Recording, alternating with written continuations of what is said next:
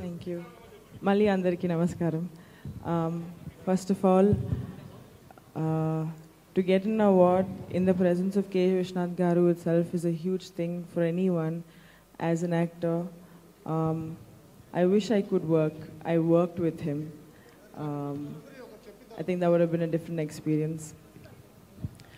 First of all, I'd like to thank Tulsamma, everyone over here today, all the women behind this, Jeevita Garu, Sri Lakshmi Garu, Annapurna Garu, and the only man amongst all the ladies over here for giving me my award. Thank you, Tarun. It's an overwhelming feeling, Andy, because when your craft is recognized and honored, adi oka vere feeling ga untundi. And thank you so much, Tulsamma, and I'd like to thank everyone here today for giving me this award. Thank you so much. Irving Wallace అనే రచయిత the intimate sex life of famous people అని ఒక సంకలనం ప్రచురించాడు.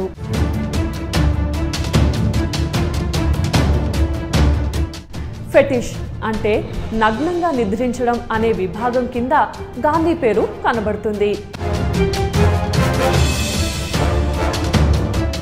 తన కామవాంఛ వల్లనే కదా తండ్రి అంతిమ గడియల్లో ఆయన వద్ద లేకుండా పోయింది అనుకున్నాడు.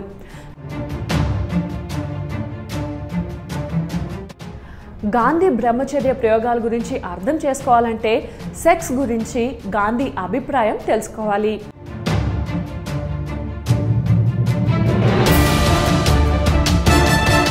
అప్పటికే ఆయన అభ్యంగన స్నానాలు, మాలీసులు, ఆడపిల్లల భుజాల మీద చేతులు వేసి నడవడాలు వివాదాస్పదం అయి ఉన్నాయి.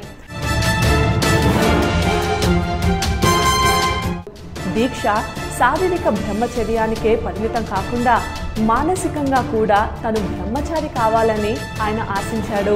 దీన్ని బట్టి సెక్స్ పట్ల ఆయనకు అపరాధ భావన ఉండేదని తెలుస్తోంది.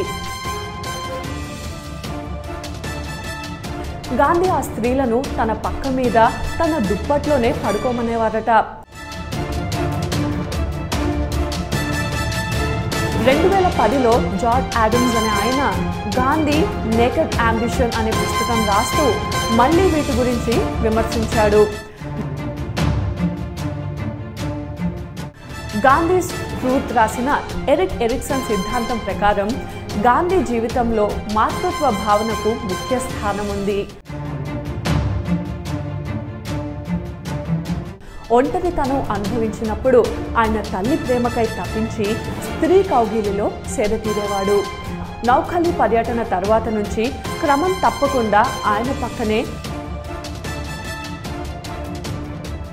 లంగా జాకెట్ వేసుకొని పక్కనే పడుకునేది.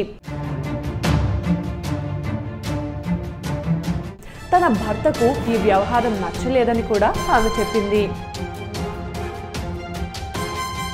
ముండేను సమర్థిస్తూ శివసేన అధినేత బాల్ ఠాక్రే గాంధీతో పోల్చి తేల్చాడు.